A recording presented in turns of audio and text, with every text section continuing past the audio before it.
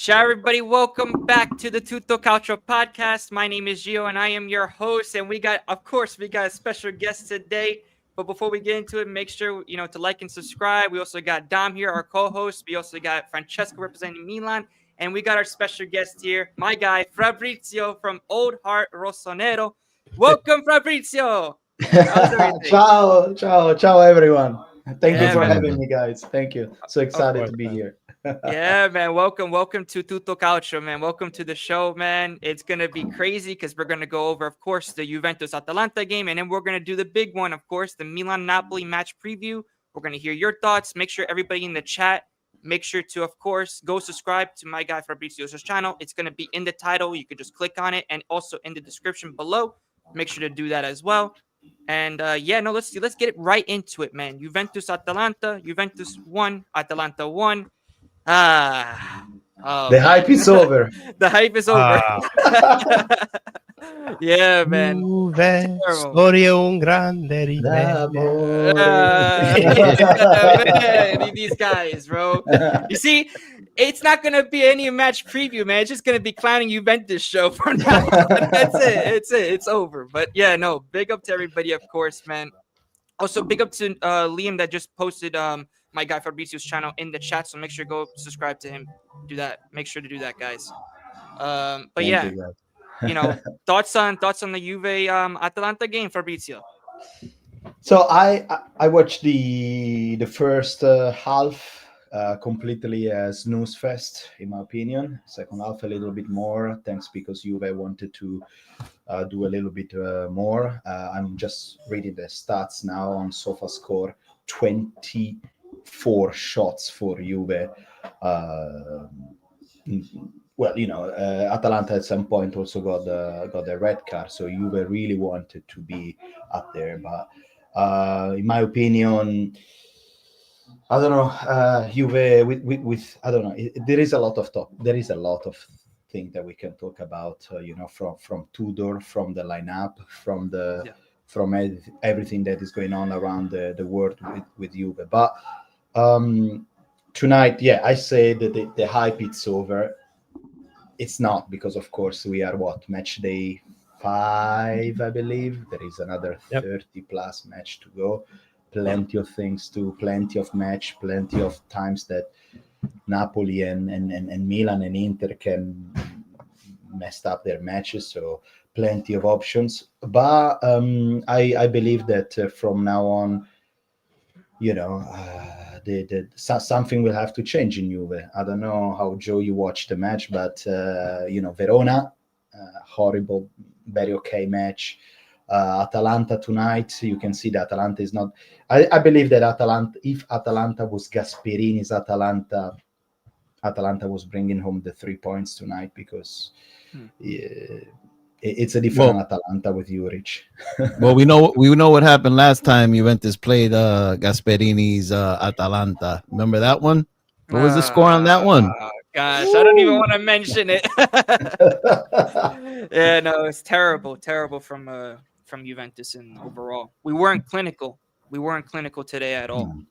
At all. In that first half, I think that was our better half than the second half, in my opinion, because I feel like that we were creating a lot more, but we just weren't clinical. Azic taking a lot of shots, but always with Karnaseki, man. Karnaseki always had that on point. So, in my opinion, I feel like that Tudor did get the game plan right, but the players just weren't performing.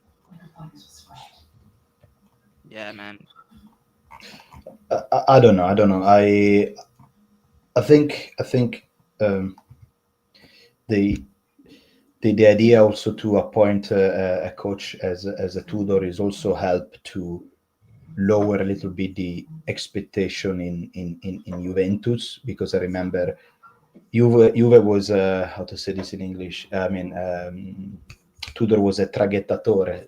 Tudor was a coach that's supposed to end the season, and then Juve is gonna probably do the step up with another coach and so on. Exactly. Instead, they wanted to keep him. Mercato, I don't know who Juve decided to buy and what was the plan there, but somehow when you have a coach that doesn't have so much hype, okay, like Tudor, expectation lower a little bit, and as long as Juve brings good result, doesn't lose, brings some interesting victory, for example, against Inter, Mhm. it's all good. The reality is that Juventus, like Milan, like Inter, like the recent fourth, of course, in the last few years of Napoli, is that the only thing that matters for fan is winning. If you don't win, the pressure is massive on you, and if you don't win, a draw is a loss. Yeah. So Exactly. I Yeah, don't man. know. I don't know.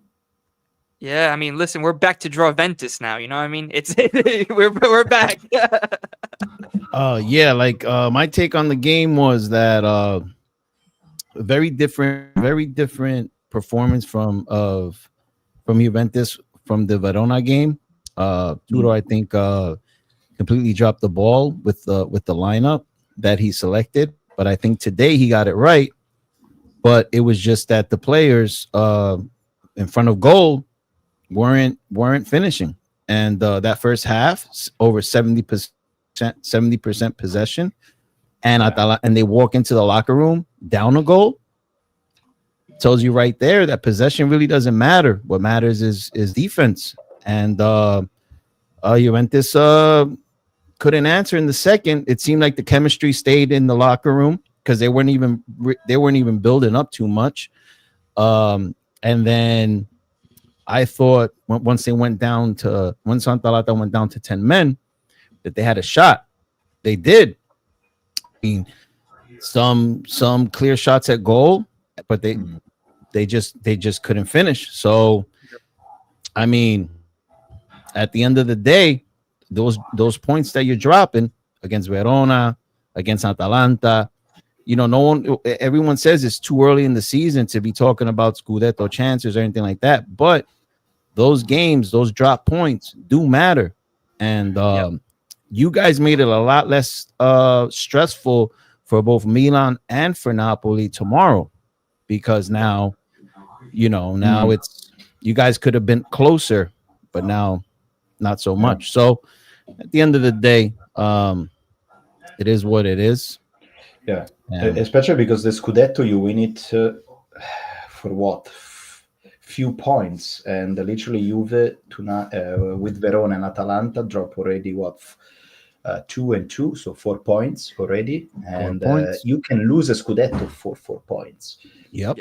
We saw that in the last few years. So it's I don't know. It's going to be interesting for sure, man. It's going to be interesting for sure. Mm-hmm. I can't wait till they play. I can't wait till they play Milan. I can't wait for that Allegri return to Turin. You got your popcorn ready to go, like. Hey, Dom. You brought up an interesting word: defense. Yeah. It's funny you mentioned the word defense in Juventus because, hey, Gio, you want to remind us what you said at the start of the season in terms of Juve's defense? Yeah, I did. I said that we had a better defense than Milan at the time. Yes, before you guys signed Connie de Winter. Okay. Oh, okay. Francesco remember all. He got he got all. Just want to make sure. It's okay. I mean, listen, hey, Fabrizio, you don't know, but there's a lot that Francesco said too that we conned him on earlier episodes. But it's all banter. It's all banter. I love it. If Juventus play like this against us and Turin, no, we will, 100%. We were very exposed in the back, even on the transitions as well. If you remember that ball, I believe from Kristovic, where he was like on that one-on-one, that you can't let that happen, man. You cannot let that happen against the Milan, against the Napoli. We got Santiago Jimenez. He's gonna miss it. Don't worry. Oh man! Hopefully, Nkunku will save us a little bit. Will save us, and then hopefully Leao when he comes on the pitch. This is a good point brought up by. This is a good point brought up by J-Mac. Look what happened to Roma last season. By 1 point, they missed top 4. Every single point matters. So We'll see what happens down the road. Yep. Yeah. What's Joe? What do you think it's gonna be the like? Clearly, old Juve fans, they Mhm. want to win all the matches. They want to, of course, it's Of course. Juventus, right? Yeah.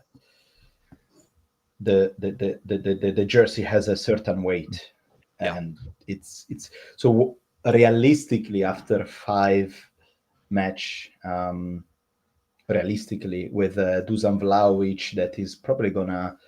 We'll see what's gonna happen because his contract is it's Yeah. over now, right? So will Yeah, it's gotta be over. they either renew it or they have to sell it. So what do you think realistically this Juve can do in Italy and in Champions League specifically? You know, at the moment, I don't see us really doing anything. The target was always top 4, right? Okay. The target was top 4. I said this already in my predictions that Juve was going to get top 4. Hmm. Um, Do you believe in but Tudor? do I believe in him? It's 50-50. I mean, listen, he did well. We won against Inter, right? We were doing well in the beginning. But then after that, now it's like the draws, and I'm seeing a lot of the Tudor mistakes that he's been making, especially that Verona game. I think that was a must win in my opinion. And including this game. I mean, listen, I can't blame Tudor for this game because he did get it right. I mean, the players were performing in that first half, you know, except for we were just weren't clinical. You know what I mean? So for me, I really don't think that we're gonna do anything in the Champions League. I said that Juve at least will get to the playoffs or the round of 16. That's the highest. And I said the quarterfinal will be like a stretch. It would be like like we're overperforming, I would say, if we do get up to that stage. But yeah, no, we lack a lot of quality. I feel like that we're too slow in the build-up. I noticed that. I really noticed that. We're very slow in the build-up and also when we're going from the transition stage, we're very, very, very slow. And that's going to be a big problem. And I agree with also this comment here. Tudor tactically is lost. Yeah. What is he doing? I don't agree. I don't agree at all. The first half, you guys dominated 70% possession. You guys outplayed Atalanta the whole first half. He switched to a new front attack, and he dominated Atalanta. You play. He can't score for you guys. The players weren't clinical enough. The second half, maybe you could say that was on him because he fielded the same players, but it seemed like their mentality stayed in the locker room. You saw him walking. You did kind of like, I don't know. So maybe that's on him, but that first half was solid. No, I agree. I agree with that, Dom. I said the first half we dominated. We definitely did. We just weren't. I was just referring to Nino's. To Nino. Yeah. Yeah. No, I mean, I feel like that with Tudor. I mean, I don't know, man. There's a lot of question marks at the moment, and if we keep on drawing like this, then I really don't know what's going to happen in terms of how the fans are really going to react, because are they going to start turning on Tudor? Are they going to start turning on a lot of the players like we did in the summer too, like with Vlahovic, you know? And like Coop Miners now as well is getting a lot of hate. So Lautaro goal. Goal? Oh, wow. 8 minutes in. Cross from the left from, I don't know who. Cross in the middle. Probably Darmian, cross, Lautaro, header. Yeah. Cagliari defense perfectly placed. On the second post, cross on the second post. He just scored header like that. Wow. Okay, 5. Yeah, no, but I feel like Bastoni. Wow. Nah, but I just feel like that Tudor needs to do something. Like we're not seeing Jonathan David. Where was Jonathan David? You know, Openda, he didn't look that good. You know what I mean? So those are things that he needs to fix there, but defensively also, he has to do something about the defense, man. Actually, this is a good point. I mean, why is Vlahovic on the bench? Why is he not starting? Good question. Well, I mean, after that game versus Verona, what did he do against Verona to make him start again, right? Yeah, but he's had the majority of your goals.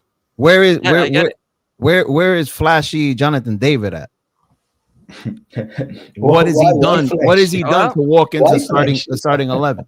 What has he done? 1 goal this season so far? More minutes than Vlahovic? more Vlahovic has more goals. I mean, it's common sense. Well, You I start mean, the yeah, guy but that's on more fire. Vlahovic has been on fire because he comes off as an impact sub and he But he's scores. scoring. Jonathan he David scored, but- starts the match, goes all the way into the second half, and doesn't do anything. So you're better off with the guy that has the hot foot than going off of the guy that plays most of the match and doesn't score you anything.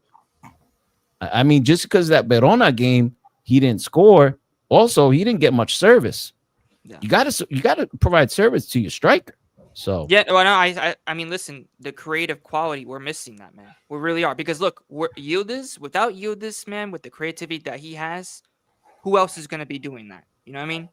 So, could you imagine if always Vlahovic? Could you imagine if Vlahovic would have started that first half with the buildup that Juventus was putting on the field? He would have probably scored. And he probably would have scored. he would have. Would have scored. So maybe I'll give that to Tudor, not starting Vlahovic. Maybe that's the one thing that we could criticize him on that first half. Yeah. I mean, what do you think about Adzic? What do you think about Adzic also? I don't know. It's pretty early to say, right? It's pretty early. Yeah. You know, he got all the hype. Is he the guy that's actually scored the 4-3 for Inter? Yeah. Yeah. So we'll see. I don't know. It's too early. It's like look at that. The thing about Juventus, for example, that I completely don't understand when I watch a Juve match is Cup minors. What right? I don't know, guys. What do you think? Yeah, no, it's Coop Miners, man. Big question mark. Big question mark, right? Yeah. That maybe I was not watching that much Atalanta, but in Atalanta, where he was playing a little bit ahead, right? He was not playing in midfield. Or am I wrong? Am I completely wrong? Because I remember he was scoring, he was doing a lot of assists. Now I see him with number 8 running around, doing some sort of Pirlo. He's just not things, effective. He's just not effective. He's just not effective in goal. I don't know what it is. Is it Juventus not using him the correct way, or is it just because he's just, I don't know, the mentality that he has now is just not the same like it was at Atalanta? But do you don't think know. At Juventus there's just too much pressure on him at Juventus? You think that's what it could be? It could. Jersey but is too much of a weight on his shoulder. No, but it could. But the thing is, right, is that he already won silverware at Atalanta, so there shouldn't be any weight. He's rage baiting you. He's rage baiting you, Gio. That wasn't a serious. No, I mean, I didn't even think that. You remember the topic that we were having about like the whole jersey being heavy. The jersey heavy shit. You know? But listen. No, I actually thought that was a good point. I mean, listen, with Atalanta, he won silverware. It's not like he did it. He won the Europa League. You know what I mean? So I expect you to go to Juventus and to actually perform and do something. You know what I mean? It shouldn't just be the jersey. You know what I mean? What do you guys think about this? You guys think that if Locatelli would have started, the outcome would have been maybe different, or at least brought on the field in the second half? He didn't even sniff the field. No, I think he should have been brought in the second half. I don't know about. Yeah, me too. I agree. I mean, that was one thing again. Tudor didn't do. I think the subs were a little bit. Why was he benched? One thing was Cabal. The only thing was I think he got right. What really was Cabal that ended up equalizing the game. You know what I mean? Because I feel like that I don't know why Locatelli wasn't starting the game, but yeah, it's big question marks there. Do you think it's because of the game against Villarreal? It could be, but why? at the same time, it's like, dude, we need the 3 points. You know what I mean, we drew against Verona. You know what I mean? Now it's like you got to bounce back, and now you're going to Villarreal with a tie. You know what I mean? So it's also like now what are you gonna do? And then you got to play us. Yeah. Also because right now, in this moment, let me see.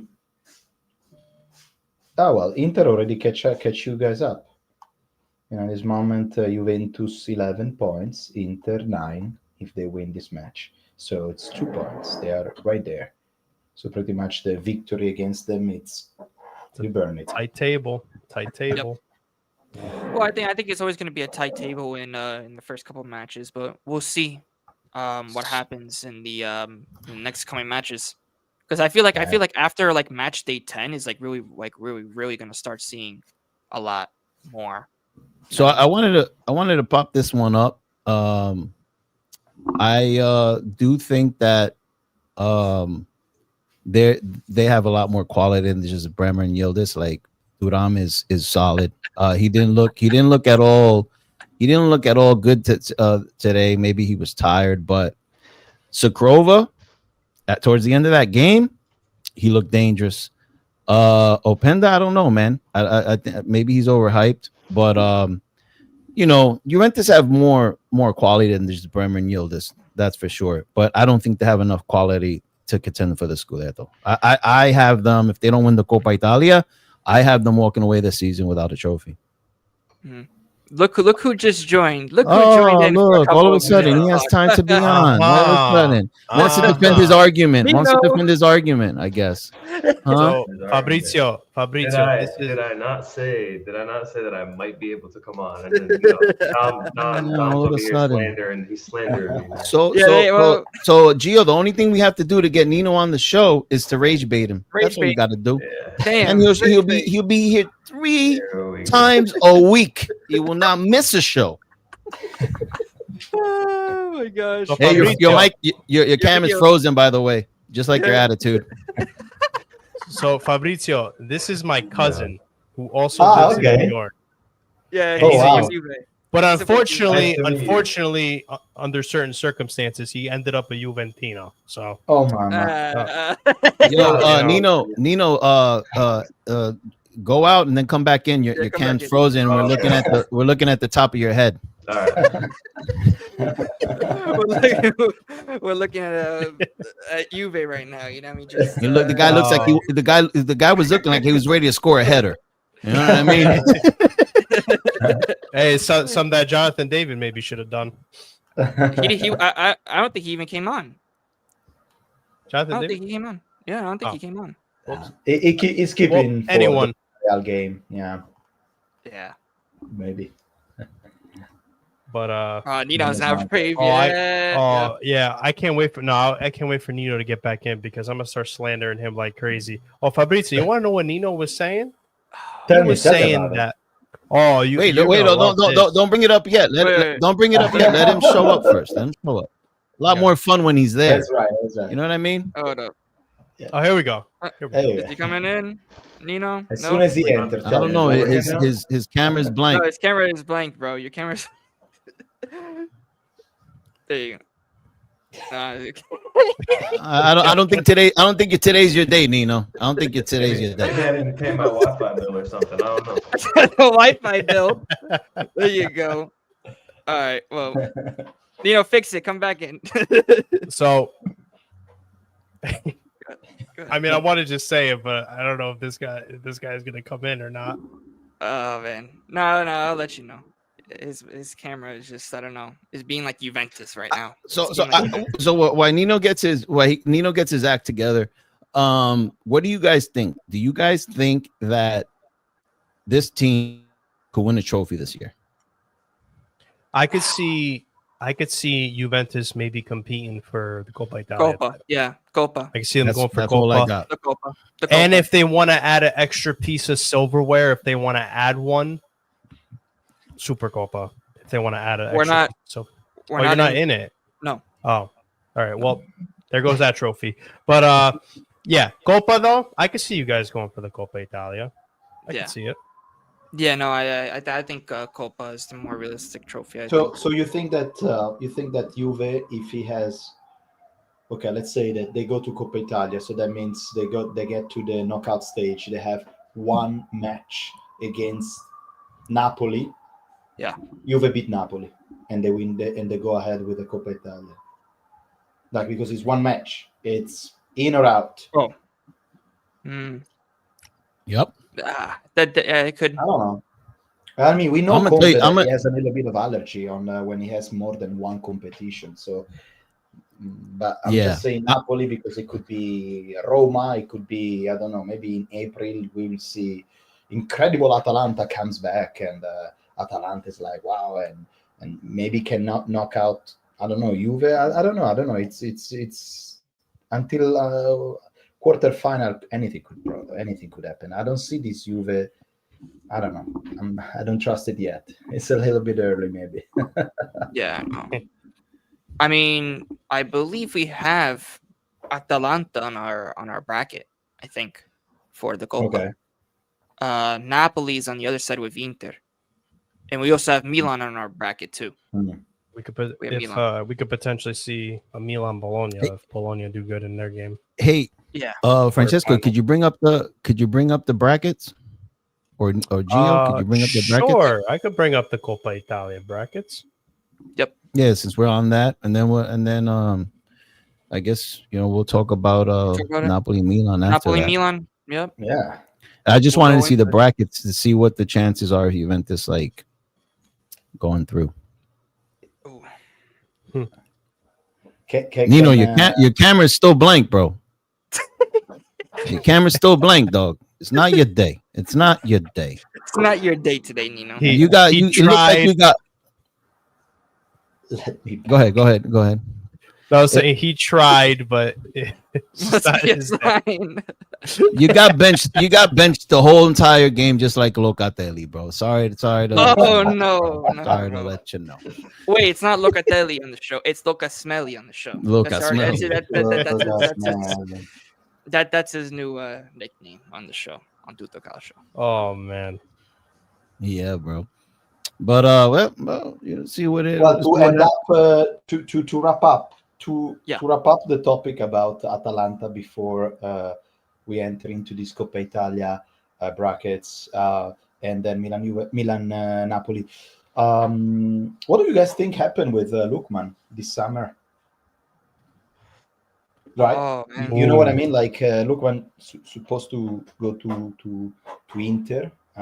You're supposed to go to the Inter. I don't know, man. I personally think that he got the worst advice from his team, like from his agent and his entourage about doing what he did. I think Inter kind of like told him, "Yo, push to get out because we will sign you," and it was a gamble that pretty much cost him. It's looking like a full season. Like, I don't know if they're gonna put him on the field. If they do, how is he gonna perform? So, I just think it was poor advice that his team gave him. He shouldn't have done all the drama that he did because it wasn't a guarantee that Atalanta was gonna even sell him to Inter. And because we know how Atalanta moves. We know how they move when you want one of their players and your club is a Serie A club. They'll rather sell Lookman to I don't know, just club top of my head, Man City, right? Let's just say, or whoever was interested. They'd rather sell him to them for 40 million than to sell him to Inter for 55. Yep. They'll take the hit off. They'll take the $15 million hit just to not see him in Serie A. Look what they did with Juventus and Coop. Overpriced. They overpaid for Coop. But if Inter was it? Yeah, how much was it? 60 mil. Around 60 to 65 million. Yeah. God. Terrible. My so if you want to buy their player, you got to overpay because they'll sell him over to the Prem for half the price. Yeah, it's just unfortunate to see what's happening with Lookman right now because he is one of Italy's exciting players to watch on the field, especially on that left wing. But I would love to see him still try to have an opportunity to move to another team when the January transfer window comes. Hopefully, staying within Serie A. Who knows if it will still be with Inter, or maybe if it will be with another team, whether it be Napoli or maybe Roma, another team that wants to kind of swoop in and try to bring in Lookman because he is an exciting player to watch on the field. Yeah. And it's just unfortunate. It's very unfortunate. Oh yeah. By the way, you guys, I don't know if you see a recent picture of Lookman. He got a little bit weight. Ooh. Oh, he gained weight. Wow. He gained weight. Have a look of, I don't know, there was some recent picture and I look, his face was a little bit puffier. His body was a little bit puffier. I don't know if that's any of the problem that Marotta say. No, I don't want to have it because he's gaining weight. I don't think anybody but it's interesting how after the hat trick they scored in the final in the final against Leverkusen, I think that was the right time to sell him for Atalanta, because I don't believe that there was neither City, Chelsea, United ready with 100+ million to say I want that player. Surely they received some offer somewhere. Still they denied. This season apparently the price was 45 million euro. Inter, I remember, that arrived with the bonuses, I believe around the 42, 43. They say no. For 2 millions, 3 millions, they apparently they didn't buy Lookman. I honestly don't know, because it's because then there was a lot of gossip coming out to say, okay, we can sell you, but we cannot sell you to an Italian team for that price. We can sell you abroad. I don't know. There's a lot of question mark around that deal, because Lookman, as we remember, Lookman is a player like Leao that can always flip the game, and tonight for Atalanta could have flipped the game. Oh yeah. Well, if they had a Lookman available, definitely he could have changed the game for Atalanta. The Lookman that we remember, yes, with Gasperini. Question is that I have question when I saw Juric coming to coach Atalanta, I was like, wow, really, Juric? I don't know. I don't know Juric. I don't have a good memory of Juric. I remember he went to Roma and they sacked him after few games because Roma was horrible. Then he went to Sunderland. Is that possible? He went to Southampton. Nominated the worst Premier League coach ever in the history. I'm like, I don't know. Well, we will see. We will see. This is a good bet. Do you think Juric is gonna eat the panettone or not? I mean, so far Atalanta's not doing terrible. I think they're only like what? Few points behind. They got 9 points. I think they got 9 points. Yeah, they got 9 points. They're not doing bad. They're not doing bad. Nope. I would say maybe we could see him eat the panettone. It's possible. Yeah. Okay. Well, yeah, true. They also played. No, you're right. They play against Pisa, Parma, Lecce, Torino, which is doable. Well, we will see. Yeah. So going back to the Copa, right? For chances of Juventus doing something, this is how the brackets could look on one side. Juventus Atalanta again and Milan Bologna. I actually have Milan favorites to win the Copa, playing once a week, and they're on the side of the bracket that's easier. So I got Milan actually probably making some noise in the Copa once a week with Allegri, and Allegri knows how to win the Copa. I'm hopeful. I'm hopeful. I'm hopeful, but that Bologna is scaring me. And I know that once they beat Parma, and if Milan does beat Lazio, and we meet with Bologna in the quarterfinal, I'm gonna get PTSD of what happened earlier. And I think you're gonna verse Bologna at their home away, right? Because it's one match. Oh, you're talking about it is one. Yeah, quarterfinals, one match. Yeah, it's one match. Yeah. So, yeah. I mean, we'll see what happens. And then on the other side of the bracket, we have possibly Inter Roma, Como Napoli. Como Napoli sounds exotic, Yeah. Como Fabregas contra Conte. They gave us a hard time last season. We walked out of Como with a negative result. But then again, we have a lot more players on our squad now. Team's different. So, but Como's a strong squad. Good project, man. Good project. Yeah, got a real good project. Tied against Cremonese today, by the way. Yep. With a what's his name? Nico Paz scored. That guy's so good. Nico Paz is cooking. Before that kid's so good. Mascherotto scored his goal. No, I had the game. Another player that's giving me PTSD, Pashkiroto. Oh yeah, Bashkiroto. Bodybuilder.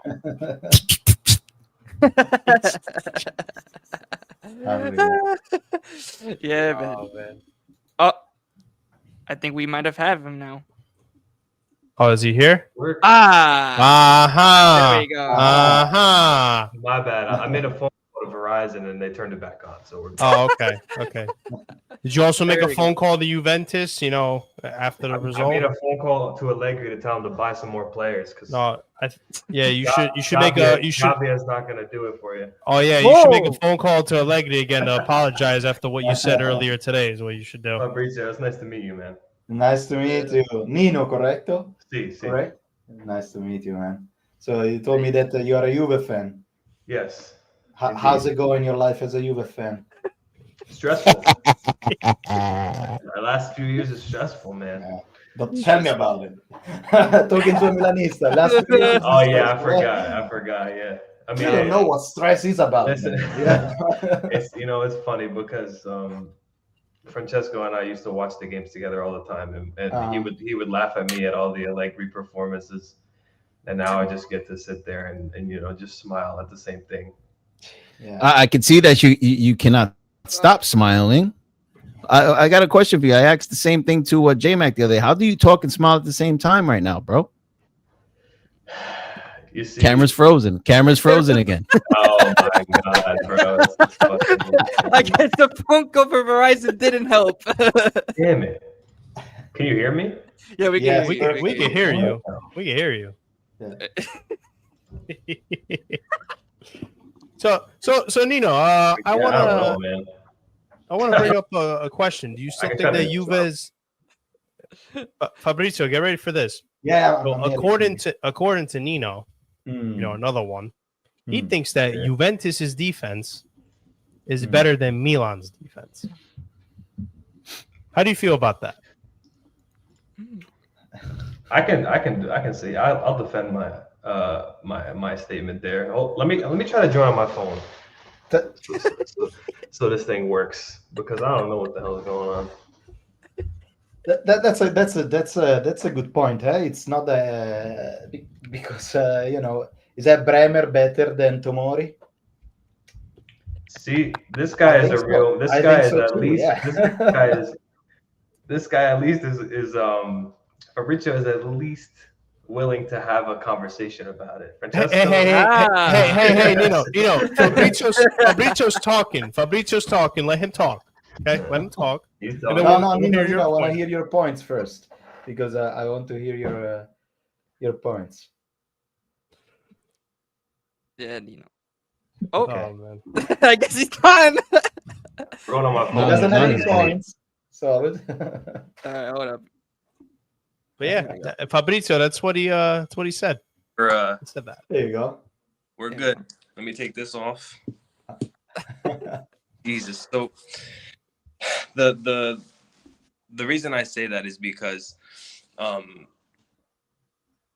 if you look at how the teams play, and you look at Allegri, you look at Tudor, on paper, Milan does not have as good of a defense as Juventus. Okay. But the way that Milan plays makes the other way around. Milan last season conceded, I'm searching for you, something like 50 plus goal.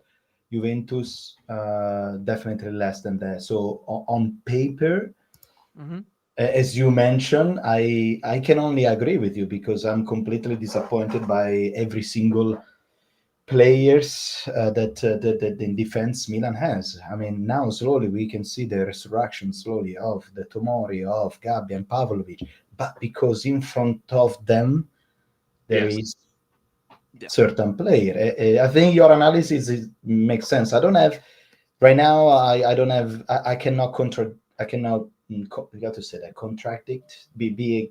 I could definitely counterattack that. Okay. Right now.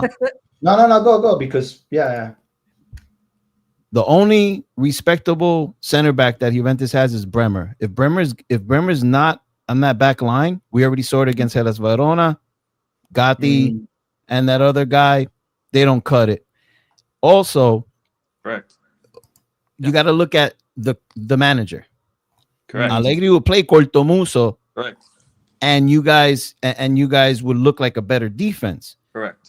Tudor, Allegri's a way better manager than Tudor. I think we all could agree there. So when the question comes up, who has the better defense? I'm going with Milan. Juventus conceded 7 goals in 3 days. I don't see Milan doing that. So, and Milan has conceded 2 goals all season. Listen, you got to look at who are they playing, right? Who is Milan playing? They're versing Bologna. Okay, Bologna's a solid team. Who else did they play? Lecce. Udinese. Udinese. Lecce is Lecce is no scrubs, bro. Yeah, they're a tough team to play, even though they're a second half of the table team. They're tough. Yep. Okay. Yep. All right. We played Inter and Borussia Dortmund. And then conceded that many goals. So if you take into consideration who you're playing, it's also a big. So come tomorrow, I'm interested to see. It'll be the real test on if Allegri has a good defense or not. Well, that's why I said in the group chat when we were talking, I said that tomorrow will be the game where we're going to see Allegri, right, changing things, maybe new things, maybe having some new ideas, or are we going to see the same Allegri that he was when he was at Juventus? But the thing with Allegri is that he could switch his tactics to Cortomuso, and then he could also attack like he's done the last 2 games. Yeah. Tudor is not tactically sound like Allegri, so you only got one thing. You only got one approach. So, like I said, back in my previous point, without Bremer, anyone can score in Juventus. Correct. Anyone. Correct. Where Juventus is solely relying on Bremer's knee for this whole. If that knee goes out, Juventus season's over. Same thing last year. And that's the biggest concern is we needed a center, and we need another center back. They didn't. Well, you know what? What funny is that when Bremer went down in the beginning of the season under Mota, you guys still had a good defense. You guys are one of the top defense in the league. Without Bremer. But now you have Tudor. At what sacrifice? Sacrifice? We drew 15 games. Yeah, we drew a lot. Yeah. Well, yeah, but we're going back to it was hard to score against Juventus when Bremer was down. Yeah, your record, sure, you have a whole bunch of draws. Still made top 4, by the way. But you got to look at the defensive side, right? Very low scoring games. Very hard to score against Juventus. Mota had no idea how to build up an attack. But on defense, Juventus was sound. Tudor, I don't know. But it remains to be seen. This is the difference in the style of play, correct? So when you look at how Allegri plays, he plays a very old school style of football. Yep. You defend, build up, and you counter. Same thing with Juric. Look at how Juric played today. You build up, you counter. This is why Premier League games are so much more high scoring and so much more open, because they all play a similar fashion. Tudor plays. He opens the game, you take a chance, and then you get hit on the counter. That's why Manchester United, maybe not Manchester United because they're just bad now, but that's why these big teams lose to these lower Prem sides, because they try to break them down. They don't break them down. They get hit on the counter. But the thing is, you can't do that in Serie A. Correct. It's not the Premier League. You're gonna have to play like some sort of low block or have a stable back line in order to actually win or compete for the league. You're gonna have to defense wins championships. Correct. Yeah. And sometimes you have to know how to play that low block. And trust me, I know, because I had a coach like Sarri, one of the best offensive attacking teams in Europe. Yep. No trophy. Why? Because we leak goals in the back end. So it's the defense, man. It all, like these last 10 seasons, out of the last 10 seasons, 9 of the teams with the best defense won the Scudetto. Yeah. So the numbers don't lie. They don't. Question for the Juve. Do you prefer Kalulu right back or Kalulu central back? It's a good question. I don't like him at the wing back. I don't like him at the wing back either. I don't understand. We have depth at that. Like, we don't have depth, but we have depth. You can play McKennie there. You can play João Mario there. You can play Cambiasso there. You have options. Yeah. Mhm. Cabal as Kalulu well. is not. Cabal now too. Kalulu is not made for that. He's not made for that. I Not think. made for, not made I for think what? he should Not go made for back what? He's not made Not for made a right wing back. for a right wing back. Defender. He's made Not to right be- wing He's a back, defender. but He won right- the Scudetto with you guys because he was a defender, right? he was a right Yeah, back but he and was center back. central. Yeah. He was central. Yeah, he was a Exactly. central defender. He was, Exactly. he was Central defender. versatile. He was also right back and center back. Yes. He was very versatile. For us. Exactly. No, but that's what Yes. I'm saying. Right back and center back is a little bit different than playing right. Yeah, playing a right wing back. Yeah. Right Yeah, wing back got to be at yeah, the for sure. other corner flag making crosses, and his crosses don't get over the Just first. don't Man. get over. Yep. Mm. Exactly. But I prefer him at defense. My starting defense would be Bremer. I'm surprised I'm saying this, but Lloyd Kelly on the left, and then Wow. Lulu on the other side. And Gatti out. Yeah, Gatti can come in the 80th minute or 70th minute. That might be a hot take, but You know, crazy take. Why is Juve not actually giving Rugani a minute? that's another thing. That's another question.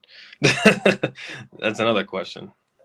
Yeah. No, I mean, listen, I think Rugani could do a way better job than what we're doing with Bremer. With Bremer there, I think that would be even better. But Rugani's not made to play. Oh no.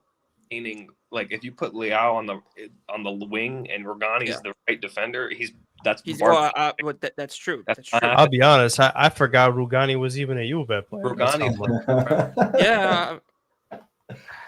Yeah. So I mean, our best defending players are Bremer, Kalulu, and probably Rugani and Kelly. That's it. But Kelly is scary when the ball's at his feet, man. Yeah. Well, he's getting better, but I don't know. We needed a center back. That's where they failed. And apparently we need a midfielder too, because I don't creative midfielder. We don't have a quality creative midfielder, man. Hey, one center back away from winning the Scudetto in the winter, so you guys got to get on it. And Champions League competition as well. I think we're gonna get knocked out early. I still think that I still back my decision that we're gonna. Hey, listen, we're just saying things based off of what you guys have been saying. So yeah, but at the end of January, that's when the Mercato ends, right? That's up to what, the playoffs and also the round of 16. Where's Juve going to be at that time? We might get knocked out in the league stage. Who knows? We don't know. We have a tough schedule in the Champions League, bro. We versus Villarreal, then we versus Real Madrid. So well, you know, Nadine's gonna win either way. So at least Nadine gets a double. Oh well, yeah. I mean, she lost all of her games today. Oh, by the way, Dom, she actually lost all of her games today. Wow. Well, she got that one draw. She got the one draw. Yeah, with the one draw. Yo, Real Madrid got spanked. Real Madrid got spanked. So Fabrizio, we have a panel member. Her name is Nadine. Okay. Hybrid. She supports Juventus, Real Madrid, and Liverpool. Okay. So, what is your honest take on that?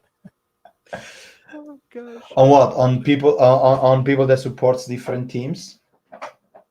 Just those teams specifically. Yeah, those teams specifically. Real Madrid, Juventus, and Liverpool. Man, this ain't fair. Nadine's not even here to defend herself. This is not cool, man. Well, you come back on the show, meet Nadine, and then Nadine, bro. It's like placing a pineapple on pizza. You know what I mean? Like, By the way, talking about pineapple on pizza, let's bring up this take so our boy over here could witness what happened. Yeah, check this out. This is one from one of our panel members, by the way. Didi, shout out to Didi. Hope she's in the chat. Hope she's in the chat. Hope she's watching.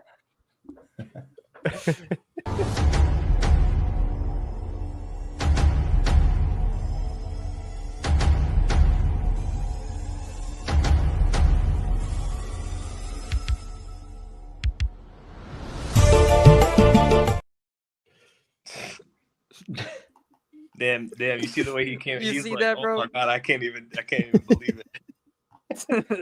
Oh my gosh, bro! Bring up Didi's tweet. There you go, man. Nah, but overall, man, it's just not looking good. Not looking good at all. Hey man, at least we have Champions League to look forward to, right, Gio? Oh, do you? Do you really? I'm even more worried, bro. I'm even Okay. more worried about the Champions League game than actually the league game today. Because Villarreal, they're not a team to be messing with, bro. Yeah, I know. It's gonna be an interesting season. Hopefully better than last year. But I mean, at least midweek we're not at home with our feet up eating a margarita pizza in like they are in Milanello over there. I'm just kidding. Are you though? Are you kidding? Are you? For Fabrizio's sake, I'm kidding. For your sake, I'm not kidding. Okay. There you go. I think Milan are going to be back in UCL next year, though. So, yeah, I think that that's not a popular take. That's obvious. They are going to. No, I know. They are going to be, and they're going to be. And I have a prediction that they're going to be above the table over Juventus. Wow, I heard a lot of jinx in my videos, in my podcast. I heard a lot of people jinxing it, but this jinx constantly, it's really rare, like, yeah, they're gonna do very good in Coppa Italia, they're gonna be very good in Campionato. That's unreal. Okay, well. that's what Dom does during every game. That's what they were doing today, Fabrizio. In the chat, they were like, oh, Juventus is gonna score. Juventus is gonna score. Oh, yeah. They're gonna score. I'm like, you guys are jinxing it, bro. They're jinxing it. Yeah, exactly. Like right now, we all know that Inter is gonna score another goal, right? They're just winning 1-0. Cagliari has been dangerous, so we are just like, yeah, they're gonna score another 3 goals, right? Inter. Cagliari will never draw on the last minutes. Because we're gonna jump off the chair if this is happening. All right. So are we done with the depressing topic? Can we move on to Milan-Napoli? Yeah. All right. Let's move on. Let's move on to Milan-Napoli. The match that Napoli is gonna win. You want to talk about jinx now? You want to talk about jinx now, right? huh? Hey, Fabrizio, they should win. They should win, right? They're Campioni d'Italia, right? They should. I don't know why they should win. Exactly. I don't know why you're talking from the back of the room, Gio. I really I don't know why you're talking from the back of the room right now. You know what I mean? We're talking about a big match, Scudetto contenders going head to head. You might not want to comment too much on that. All right, thank you very much. Don't worry. Yeah. But so I want to bring up my my take on this match. I have Napoli winning. Napoli 9, Milan 0. There you go. I'm not afraid to say it. I don't really believe in jinxes, but I'll say that there is something alarming about what our starting 11 is gonna look like. I thought that Ramani and Juan Jesus was gonna start, but it's looking like it's Bukama and Juan Jesus. Bukama has made a couple of errors the last 2 games played. Looks like we're gonna start Gutierrez. This guy hasn't sniffed the field all season, and he's gonna start in a big match against Milan away. Everything else looks like normal operations. We got Di Lorenzo, Lobotka, Politano, Anguissa, KDB, McTominay, and Hoyland. But the only thing that I'm concerned about is our back line with those three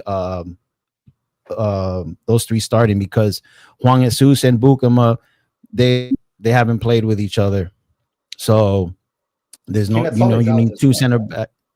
What's that? Spinazzola is out. Well, supposedly Spina and Oliveira are muscle fatigue or something like that. Conte didn't say specifics, but I think Conte is thinking about the Champions League match going into next week. So we'll see what happens, man. I'm very nervous, but also excited about Gutierrez starting. What's worrisome about him is that defensively he's not as sound. So hopefully Conte has drilled him enough to do what he wants him to do. And like I said, 2 center backs, very important for them to have chemistry. And these guys have rarely played with each other. I was a lot more confident if Ramani would have started with Juan Jesus, because those 2 center backs literally won us the Scudetto last year. and we had the best defense in the league with them. So we'll see what happens. It all depends on what Allegri's approach is going to be. Is he going to pay the cortomuso, sit back, absorb pressure, and then counter, or is he going to attack? Is he going to go in and attack us? So it remains to be seen. But I got it 2-1 Napoli. Fair. 2-1 Napoli. I'll actually let Fabrizio go first before I. I think Napoli is going to win the match. Easy, downhill. I think Milan doesn't stand a chance. Oh, this Italian jinx. This Italian jinx. I think You're trying to get the Malocchio on. out the game. And that's it. That's all I can say. I think that they're gonna probably already, with this victory, they're gonna be +6, right? I guess +6 or +5. I don't recall exactly, but yeah, they. No, jokes aside, it's going to make a lot of sense if Napoli wins the match, because Napoli, it is the Campione d'Italia, is the is the best team in the league without problems. Even though last year I believe that Inter lost the Campionato, and Napoli was very good to be there, ready to win it. So eventually they won the Scudetto, but also because Inter was trying to do too much. And that's my opinion from the 8th, 9th place that we were. Okay, so I was watching just the match for fun, because far behind with a binocular watching what's going on because this club remove everything that we have from believing in victories and in a project in the future, but that's another topic that we don't talk in this. But you know what I mean? Like, I believe that Inter eventually lost too many points, and the Napoli correctly deserved to win the Scudetto. However, this year we had Milan finally had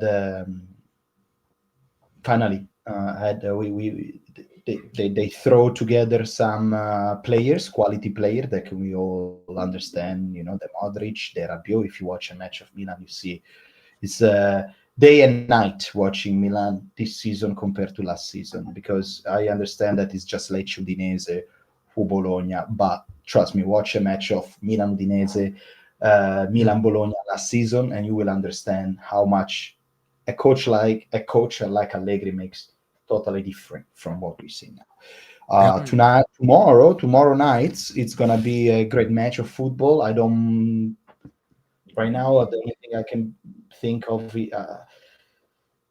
I don't believe to see fireworks, if you know what I mean. I don't believe we're gonna see calcio champagne. How to say this in English? Like we are now gonna see 4-4. I don't believe it.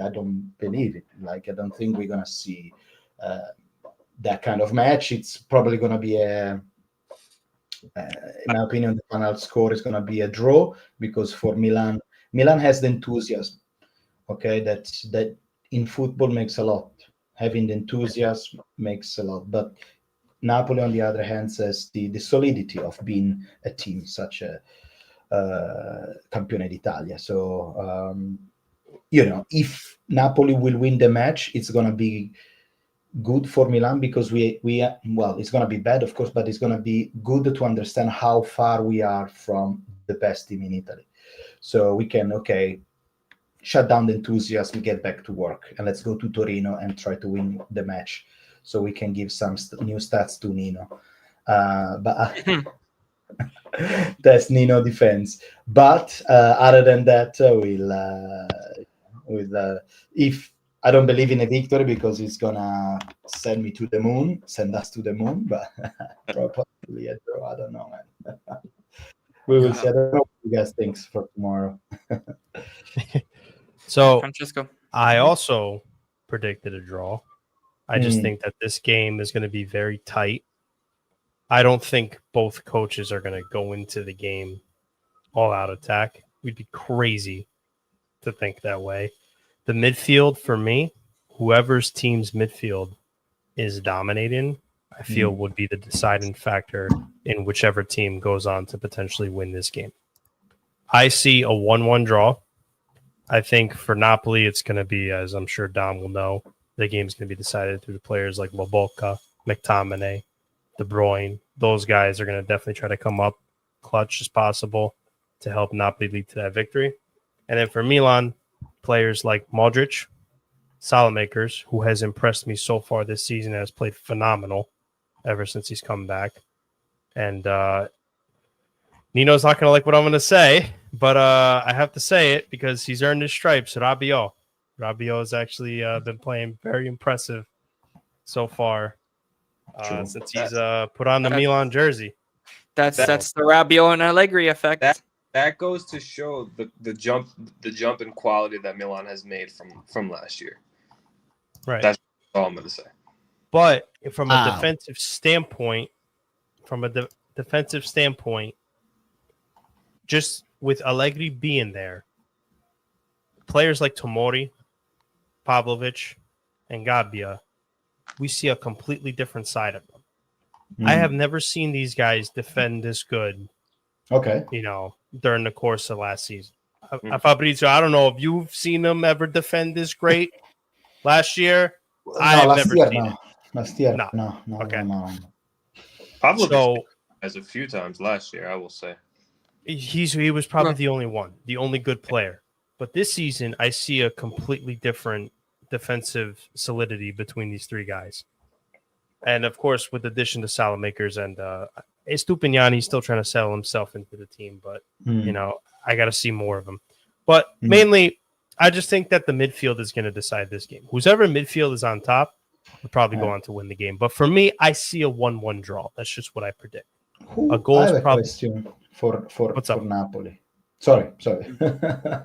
No, go ahead. The question is for Napoli is what's the depth? What's the substitution here for the midfield? We're gonna play with you said De Bruyne, right? Kevin McTominay, Anguissa, Politano. Yeah. Okay. And Gilmore, it's what? Is a substitution or it's starting? No, Gilmore is a substitution for Lobotka. Okay. So you also have Lobotka. Okay, perfect. Yeah. So okay. And that's it. That's the two players, right? Lobotka. Okay. Elmas, does he play? Who? Elmas.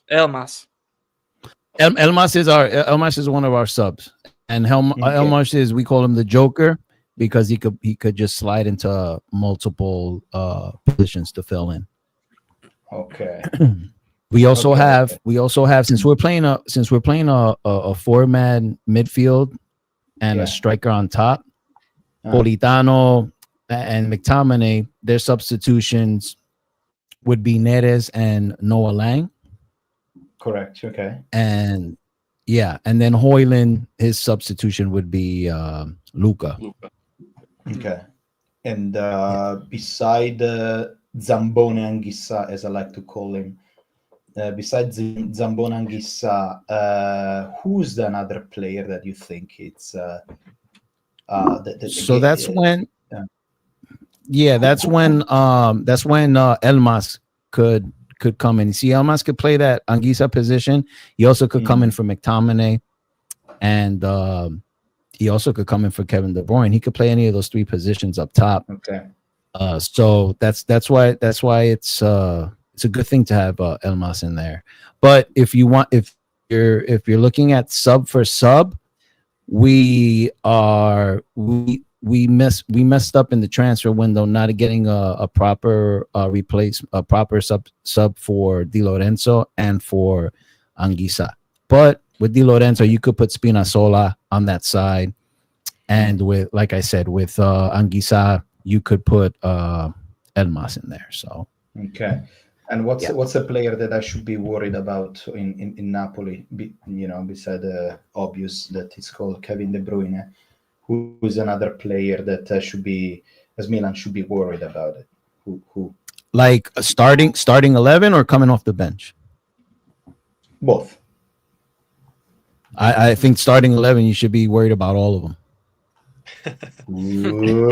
even yeah, even even Politano. Even Politano. Fun fact about Politano is that he scores against Milan. He shows up against Milan for some reason. For some reason, Politano, I don't know what goes on in his head, but he has showed up. I was just gonna say it's because he played for Inter. He's like, oh, Milan's playing. Oh, I gotta play good now, man. He's like rubbing his hands.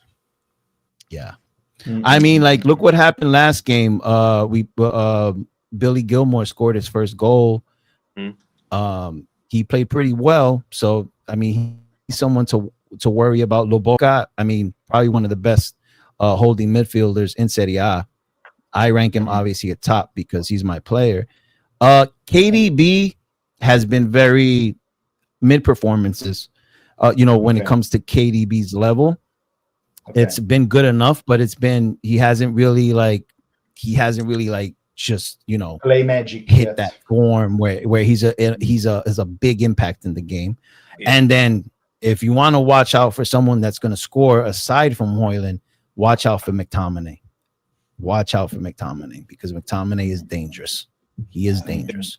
If I may add, I just have two things to mention from a neutral standpoint. On the aspect of Milan, the only part that I worry about Napoli not being sound is Leao versus Di Lorenzo matchup. That's going to require so much attention from Napoli. It's going to draw so many players that can be the area that causes problems for Napoli. He's not starting possibly, right? Whether he comes on at the 60th minute, that can break the game open. Exactly. No, it's much more dangerous having Leao 10 minutes than 90 minutes. It's much more dangerous having for the last 10. No, and that's the thing. Who knows? Maybe Allegri might use that to his advantage. Like, say if Di Lorenzo starts getting tired, he's like, "Oh, he's getting tired. Leao, warm up. Let's go." It's gonna require Dom. Who's starting? Bukema or Bukema got injured? No, Bukema looks like he's starting. It's Juan Jesus. Is Bukema and Juan Jesus center backs? Or it's gonna require another midfielder to drop in, and then Politano. You have who's world class at finishing from anywhere. So that's the only hole in the Napoli lineup that I see. And that's a light for Milan. That should be their focus. That's where they need to attack that Napoli team. Wow. What's the light? Having Leao versus Di Lorenzo. That's the light. But I think it's going to be it's either going to be Napoli's going to just destroy everybody, or it's going to be an Allegri masterclass. Like 93rd minute, Pavlovic scores a header off the corner. Or a free kick. Wow. Yeah, free kick. Or it hits the goalkeeper, goes into the back of the net. Yeah, it's going to be goal 1-0. That's my prediction. Or apparently, according to Rabiot, he's going to score a screamer, from what I heard. Yeah, okay. That's what he said.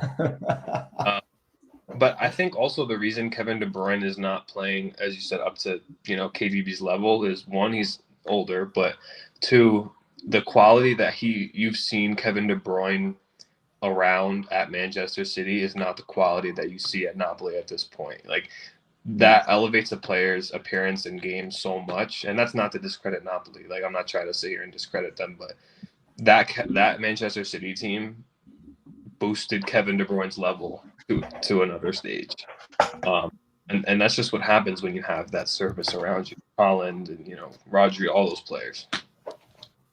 Yeah, I think KDB just needs more time. He's played in one league for this whole entire career, different tactics, different setup. And in Serie A, physically, there's not as much demanding from him physically as there is from the Prem League. So I think Kevin De Bruyne's gonna eventually do better. But the thing is that even a mid Kevin De Bruyne right now is still good. Yeah, he's still good. He's tracking back, getting the ball. He's providing service. but we just haven't seen that blowout performance yet. It's gonna take time. I think it's gonna take time for him. He just showed up. Yeah, man. So different system, different league and stuff like that. So yeah, I agree. On that. Even Conte said it himself. Even Conte said it himself. He was like, the guy just showed up. He's played in one league his whole entire career. He's trying to learn the language. He's stepping up. He's doing all he needs to do in training. So watch out, man. If I'm telling you, if you guys already know this, especially the Juventus fans in the room. If there's a coach that gets the best out of a player, it's Conte. It's Conte.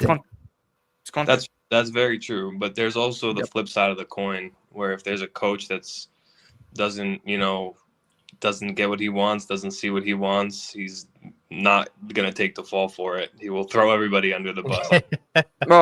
So there's two sides. There's two sides to the coin, but you're 100% correct. Conte will make players better. That he's one of those coaches. But now, just because we are chit-chatting, I tell you this. You're right about Kevin De Bruyne, but explain me Modric. He never played in Italy. He played all his life in Real Madrid. How come now he's the leader of the midfield? How come now he's getting the tempo? How come now he's like scoring goal, assist? So, well, that's a good point. That's a good point. You know what I mean? Like, it's like, I perfectly understand you, but let me think. I'm just taking the gods out of the sky and bring them down here. Ronaldo, when he came to Juve, 3 years he scored 100 goals. Yeah. Well, I mean, 100 goals. Ronaldo is. I mean, but Ronaldo is one of the GOATs in the history of the sport. So Ronaldo, you really can't that's not a fair comparison because true.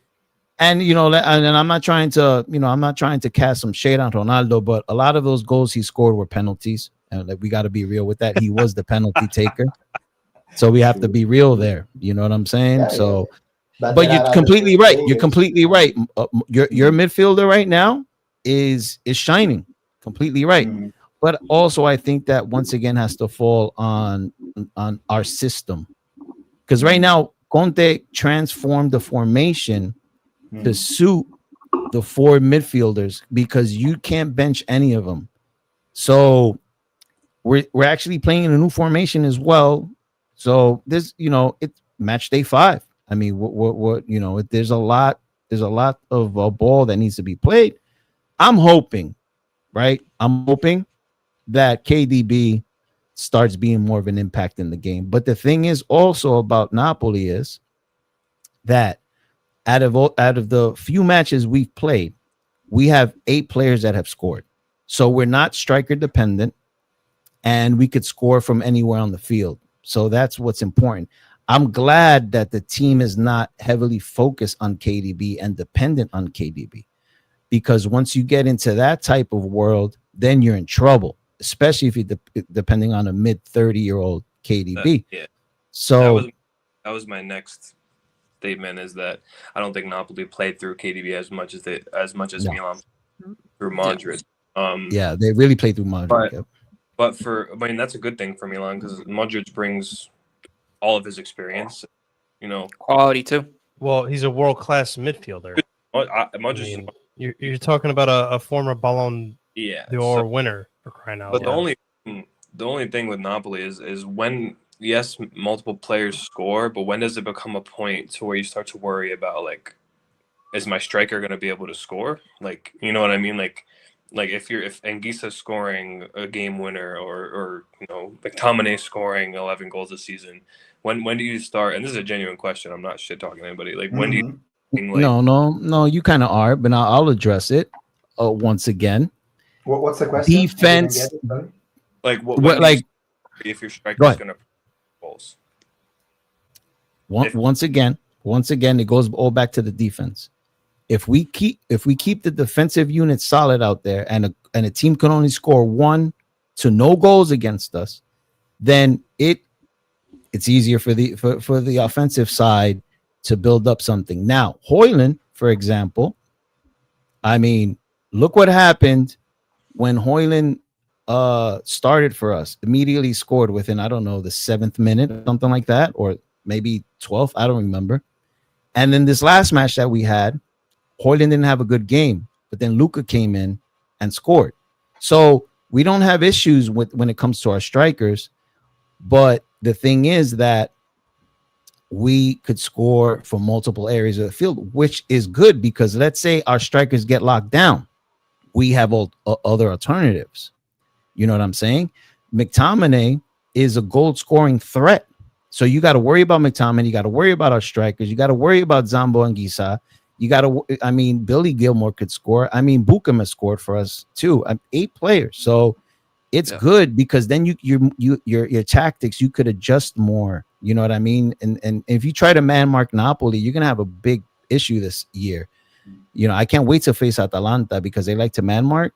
But when you got like 8 players that could score, that's when you don't want to be striker dependent. So no, we don't have an issue.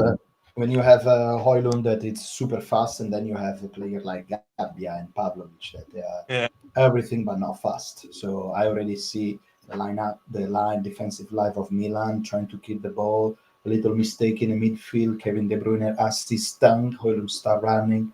One-on-one with Mike Magnan. Can see that. Yeah. It's going to be a really good game tomorrow, man. It's really going to be good. I really think it's going to be. I don't think it's going to be as dry and as boring as everyone think it's going to be. I think both teams are going to come out hungry trying to prove a point. I really do. I really do. Leao, no, that's the one thing. Leao. Because you know, I just want to see Milan at their full capacity with everything, like all gears running. I want to see. Well, you know, if Santi Jimenez did decide to slide tackle Yasari, you know, during training, you know, we probably would have been seeing that. Right I think tomorrow will be the real test, and it'll tell me where Milan are mentally and tactically for it'll set the tone for the season for Milan. Well, it's like what Fabrizio said earlier, which he brought up a very good point. Even if we lose the game, and it depended on how much we lose by, it basically sets the bar for Milan. Okay, like quality-wise, this is where we are. How can we build off of this? So Fabrizio brought up a very good point earlier when he said that. Yeah, for sure. Because if if it's a good game 1-1 and then Napoli gets a winner in the 90th whatever minute, like you played a good game, you could take that and build on it, especially with what you got this season. I agree. Yeah. Got a question there, Francesco? Yeah. How's it like? Hey, he's doing decent, man. He's doing decent. He's surprising me a little bit. So he's one of my favorite coaches ever. The first game scared me a little bit when we lost to Cremonese, but it's been good ever since. It's interesting how the community were like, oh yeah, the anti-calcio here, anti-calcio there. I'm like, we were not Pep Guardiola Manchester City. We were not Pep Guardiola Barcelona. We were not, the Ajax. Remember 2017 that was playing incredible. We were Conceição team that arrived 9th, and we're gonna bring a little bit more stability. Well, but we don't like is the anti-calcio. He plays old football.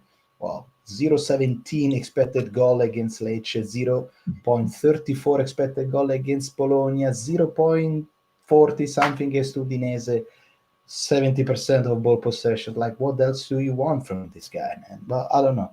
We will see. That's the only things that keep me alive this season, because of course you guys know I'm making videos and talking about Milan. It's drains a lot of energy, especially because his passion mixed with you are at the end of the day you are a fan, and watching your team last year get trashed by everyone and finish 8th, and Jerry Cardinale and Gende, I'm like, last season was horrible. That was horrible last. I understand it. Yeah. As soon as we hired Fonseca, I knew we weren't serious going into the season. As soon as Fonseca got hired, man. Well, no. What?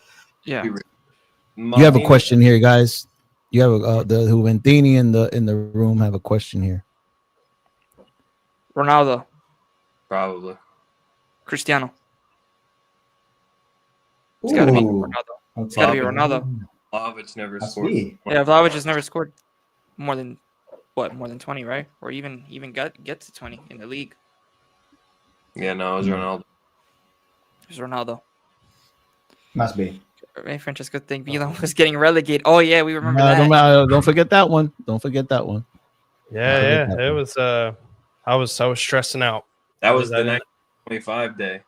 And then, of course, all of a sudden, Nino has no time to show up, and then he magically showed up the day that Milan lost. That was funny. Yeah, don't worry, Francesco. We studying this guy. We studying how he moves, bro. We get guy. I haven't made a YouTube video in months. Oh yeah, YouTube is much. It's very hard. YouTube, it's extremely hard. It's very complicated. I don't know. It's This is a good question. Fabrizio, you have a question here, and I'll be right back, guys. Can you touch on the Milan Ultras? Well, apparently tomorrow they're gonna be back. Part of the reason they didn't want to sing is because there was a lot of accusation towards the leaders of the Ultras, specifically the people that were the leaders, because there was some accusation about their life, also the life outside of the curva. So some allegation to crime. Some of them they were apparently some doing some strange business, and for this reason the curva decided the Serie A, apparently they decide to ban completely the banners. They decide to put on a blacklist certain people, and the entire fans base, they decide to protest against this. They say, okay, perfect, you ban our leaders, perfect, we are not going to support, we are not going to sing. Mm-hmm. And this is happening for Inter as well. Now, to be honest, there is, of course, it's not nice to hear San Siro completely empty or without curva, but that's what's happening. Apparently, from Milan Fiorentina, which is not the next match, is so now there is this match day that ends tomorrow night. There's going to be another Sunday, but Milan in this case is going to be Juve Milan, and then there's going to be international break. When we come back from the international break, apparently the banners, so the Curva Sud banners, they are allowed to be back in San Siro, and I believe also for Inter. So you guys got a question here from Hoyan. It says, who was the last striker to score 15 goals for Milan? Well, did Morata score 15? Carlos Morata. I was thinking Bacca. Bacca. During the banter era, that was the last. Now, Giroud, how many goals? It's got to be Giroud. Yeah. Goals if in Serie A only, probably it's not Giroud. If it's the whole competition, definitely Giroud. What do you guys know? I don't know much about it, but I saw that there's like Milan's doing a stadium thing. Yeah. You know if that's gonna impact the finances of both clubs? I wonder how that's gonna, I don't know how the city is gonna do that and make it fall under all the FIGC rules and fair play and all this. Give me a minute. I need a glass of water for this. Okay? Yep. I mean, listen, it's just the good news is to see that both Milan and Inter are trying to come to an agreement to try to bring a new stadium into light, because as much as of a historic monument San Siro is, not even just for both Milan and Inter, but for the entirety of Europe, being one of the most recognized stadiums, it is becoming a little outdated. You can even see it. What was that? Becoming a little outdated? Yeah. Your father should know. He went there for a game many years ago. He should know. It's been especially with the bathroom situation over there in the bathroom. Yeah. But it's just like I said, the stadium's becoming a little outdated, so they're trying to reconstruct the new stadium. Because you can even see it on like the 4 pillars. Like you can see how, how moldy it's getting. It's falling apart, that stadium of it. So it makes sense why they're trying to reconstruct a new stadium. As for finances, possibly. I could see it possibly impacting both teams' finances, maybe. Hopefully not tremendously, because that means that could possibly limit us to try to bring in new players in the transfer window. Yeah. So, especially now, the way that they move. I think it's necessary because Italy at this point can't even host a UEFA competition because there's not enough stadiums. The only one that's fit is Juve Stadium. Yeah. UEFA came and planned out and said that. So we can't host Euros, we can't host none of that. So I think it has to happen. It has to happen for the benefit of the league in general. For the country, yeah. The last of their problem is the benefit of the league.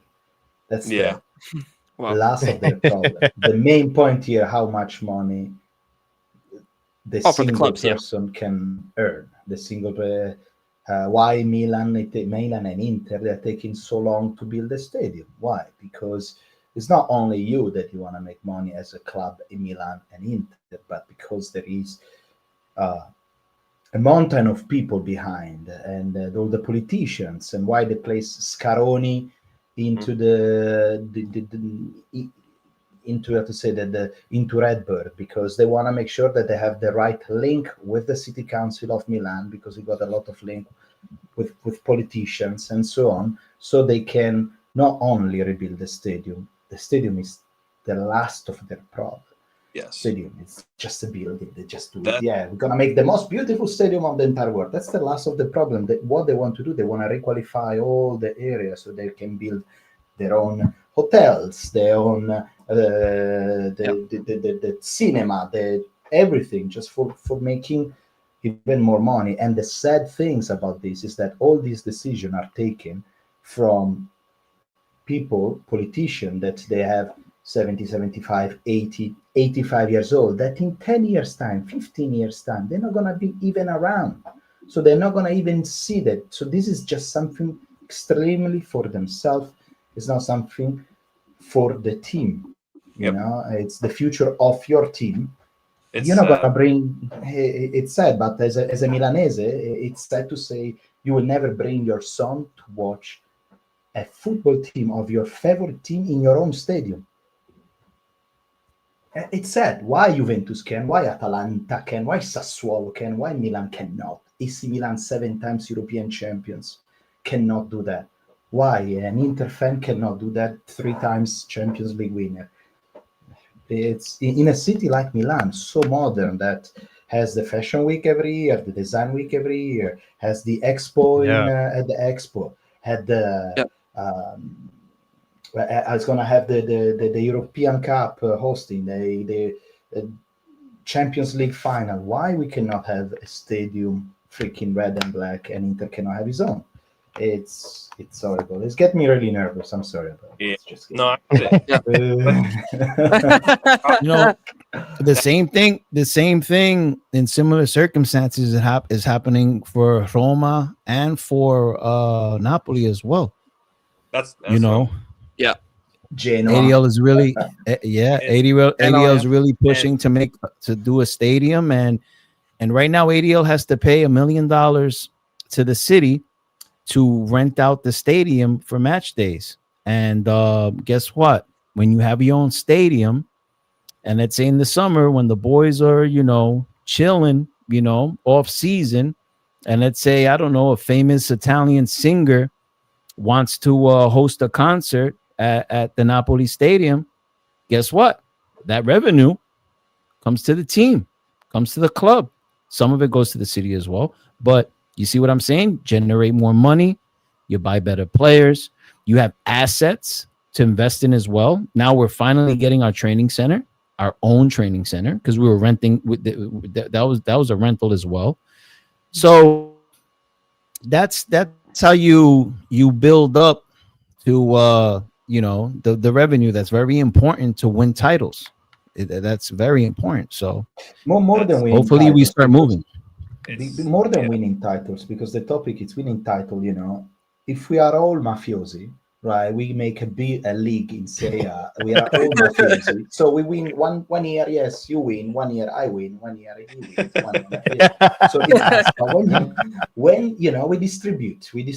But when you compete to Europeans, when you compete to PSG, when you compete to Chelsea, Arsenal, whatever, that's the real problem, because you need the real money, you need the real things. Compared to Italy. In my honest opinion, until that is the downfall of the Serie A right now, is number one, the people who are in charge, like Fabrizio said, are 75 years old, 80 years old, and they still think it's 2000. They still think that's the way everything works. So until every team adopts the new way of football and how it's marketed and how how much more money you can make doing certain things the way that they're done nowadays, it's not gonna. As much as we want to say Serie A is the best league in the world, to every outside league, everybody looks at us like we're farmers. You know what I mean? Like, yeah. But there's a reason. I mean, look at the product that we put on TV. Most of these stadiums have a track dividing the stands from. So it's automatically does aesthetically it doesn't look appealing. Outdated stadiums, infrastructure is a huge problem when it comes to Serie A. Those stadiums are still stadiums from the 90s when Serie A was the best, one of the best top leagues in the world, and now it kind of they just got stuck there. They didn't move, and we got to move on.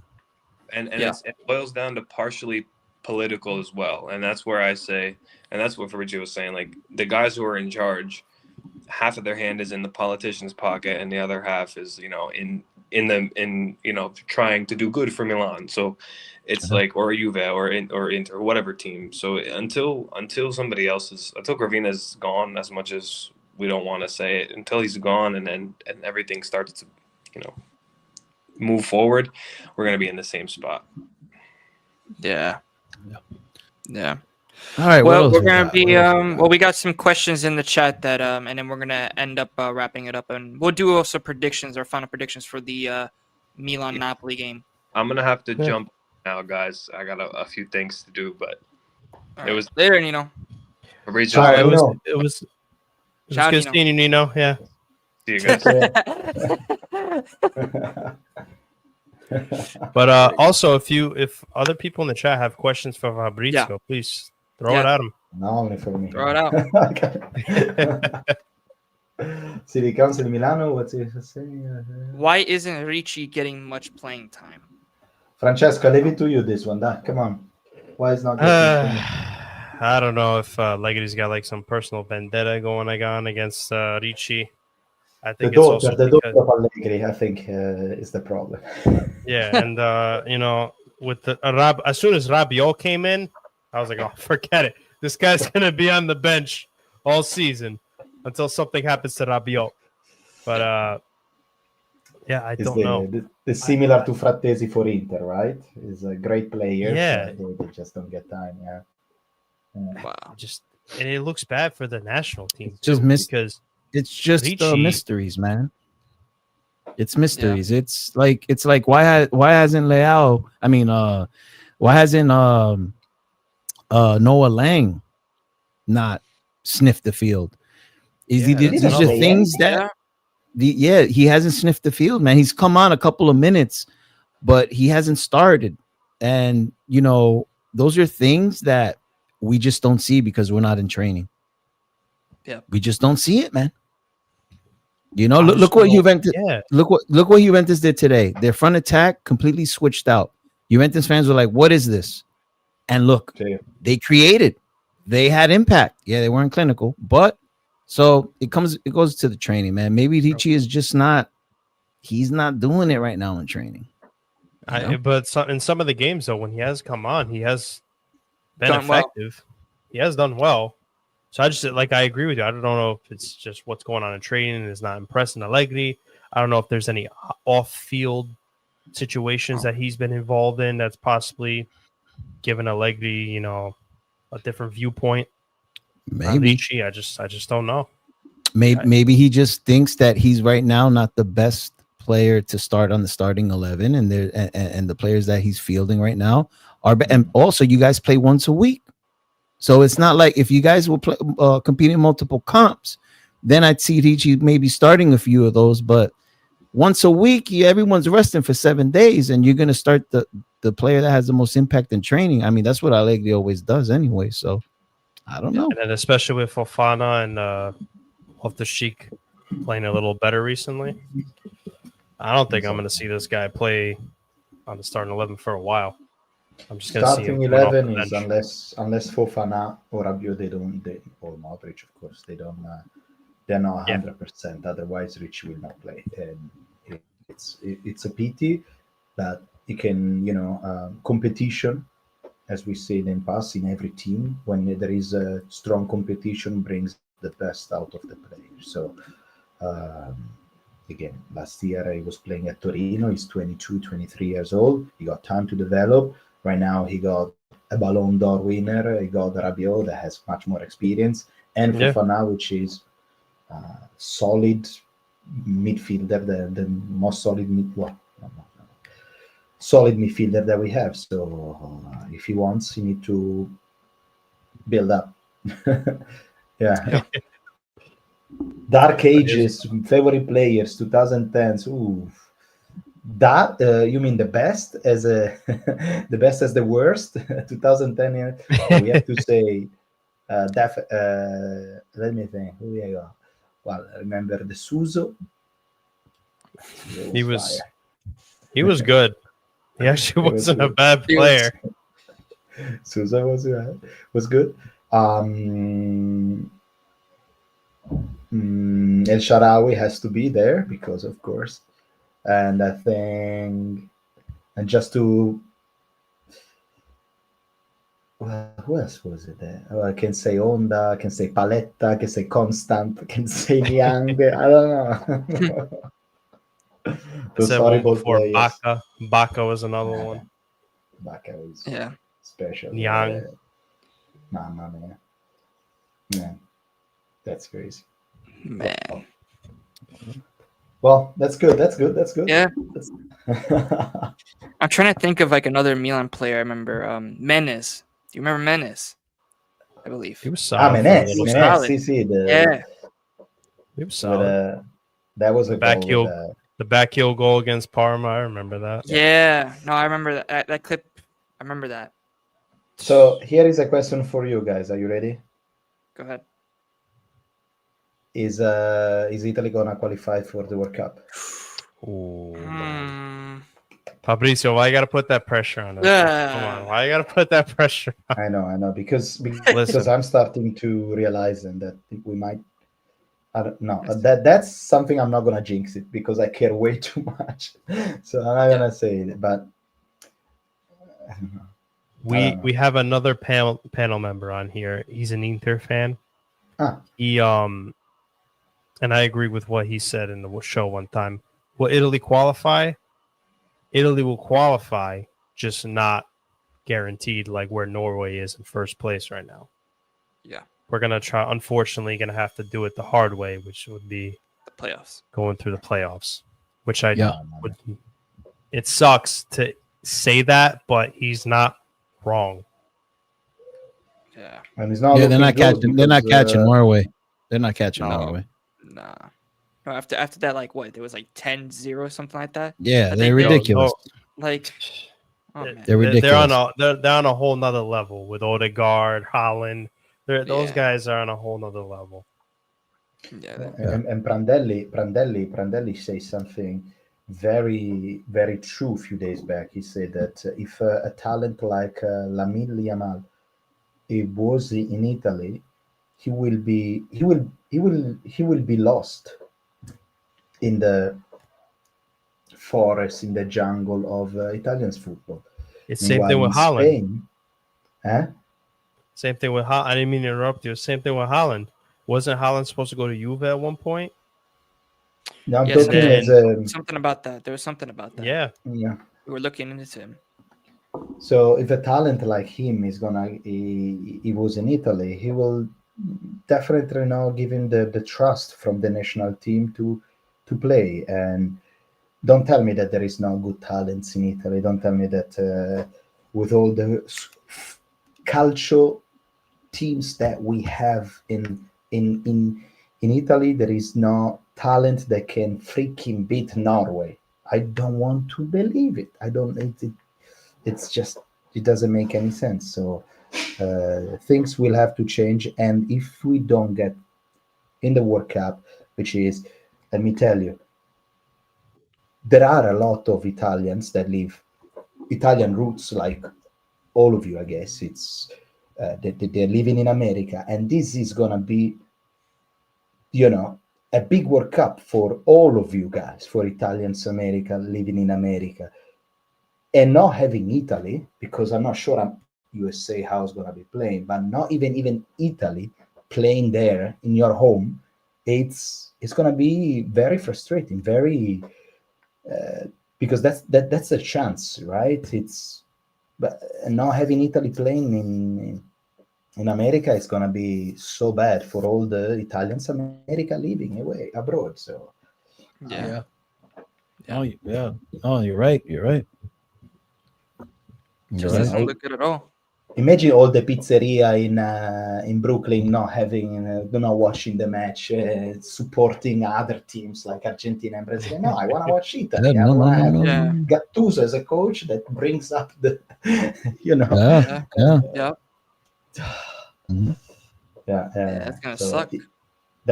That's true. And then if it doesn't happen,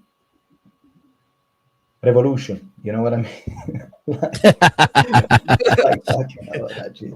If they don't, like in France, they don't chop some heads off for that occasion, that must be that's horrible. Like Yeah. there are generation guys. There are generation. When was the last time that Italy was in the World Cup? 2000. 2014. Yeah, 14. 2014. Brazil.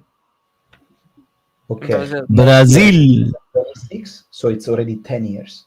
Plus you need to wait, in theory, another 4 years. So Oh, what man. is it, 14 years without Oh man. watching your national team playing in a World Cup? Like it's unreal. Crazy. It's unreal. It's Actually, Fabrizio, I have a question for you. go.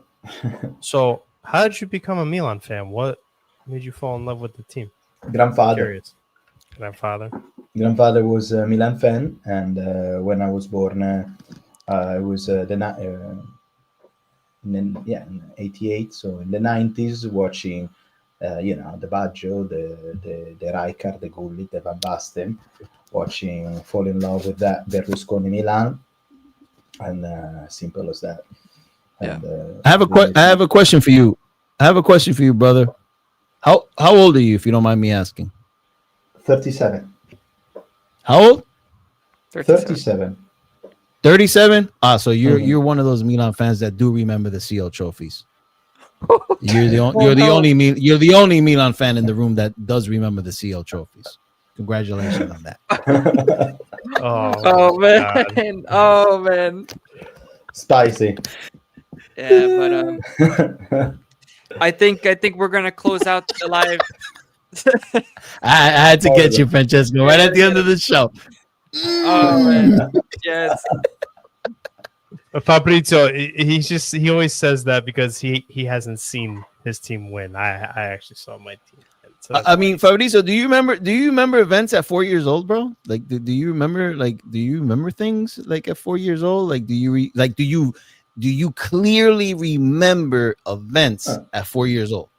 I was born in 1996. No, 86, no, but I remember the 90s, yes. The 90s, yes, because I was spending a lot of time in my nonno's place, and the TV was always on, and I remember a lot of those victory. I remember a lot of those lost.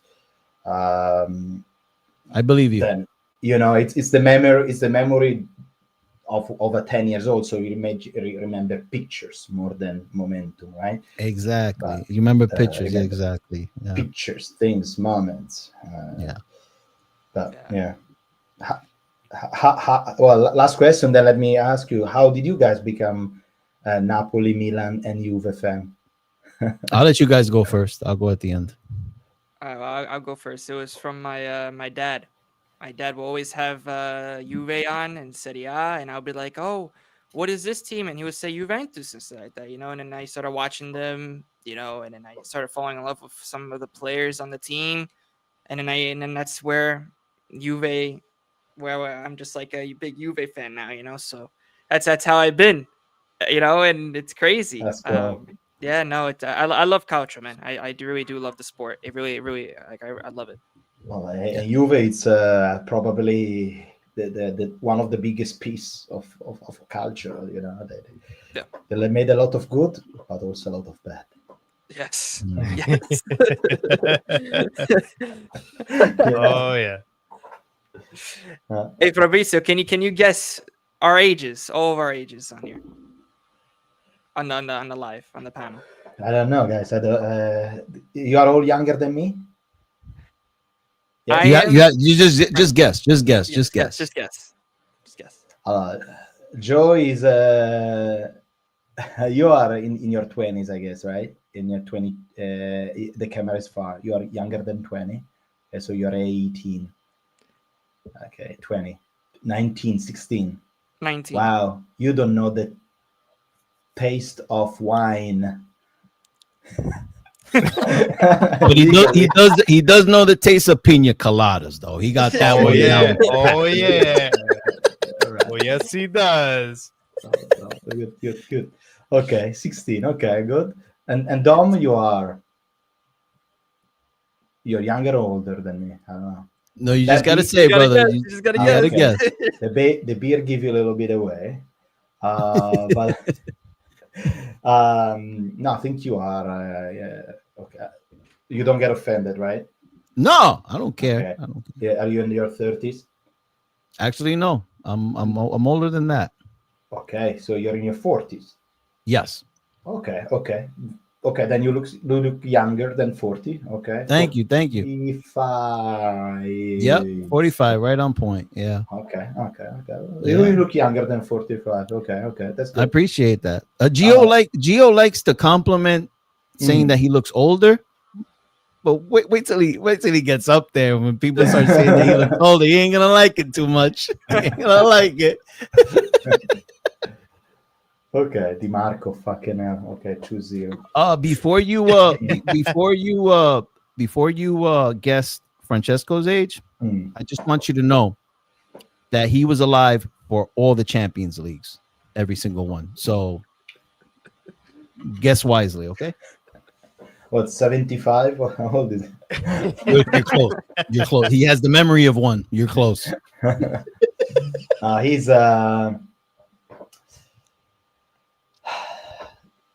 He's younger than 40, right? Yes. Yeah, younger. Wow. Esatto. 40 up.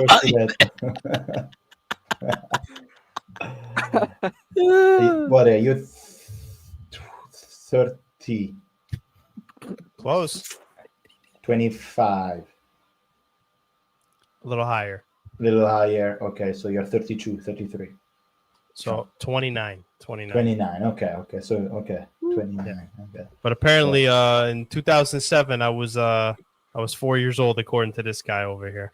Right. You should have went with his guess, which was going to be 40 something. So then you could really say that you remember everything. You know what I mean? Then you could have really said, you should have just lied, like Didi said. Lying is free.